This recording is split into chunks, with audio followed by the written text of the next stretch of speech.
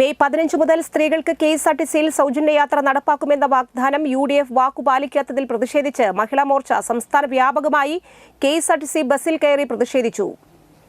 Chalakudy KSRTC ബസ്സിൽ കയറി സംസ്ഥാന സെക്രട്ടറി തുഷാര ഷിബു ഉദ്ഘാടനം ചെയ്തു. ജില്ലാ പ്രസിഡന്റ് രശ്മി ബാബു അധ്യക്ഷത വഹിച്ചു. ജില്ലാ ജനറൽ സെക്രട്ടറിമാരായ സിന്ധു സതീഷ്, സജിനി സന്തോഷ് എന്നിവർ സംസാരിച്ചു.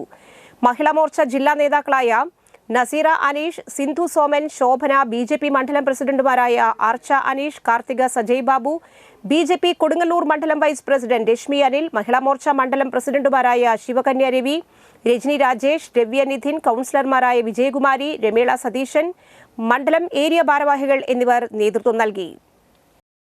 5-ാം തീയതി മുതൽ, അതായത് വോട്ട് ഇലക്ഷന് നിന്നപ്പോൾ എല്ലാവരും സ്ത്രീകളോട് പറഞ്ഞ് ബസ്സിൽ കയറി നേരിട്ട് എംപിയും MLA യും, അതായത് പാലക്കാട് MLA ആയ പിഷാരടിയും കൂടി ചേർന്നാണ് പറഞ്ഞത്, നിങ്ങൾക്ക് 15-ാം തീയതി മുതൽ സ്ത്രീകൾക്ക് KSRTCയിൽ സൗജന്യ യാത്രയായിരിക്കും 15-ാം തീയതി മുതൽ. പക്ഷേ ഇന്ന് 15-ാം തീയതിയായി.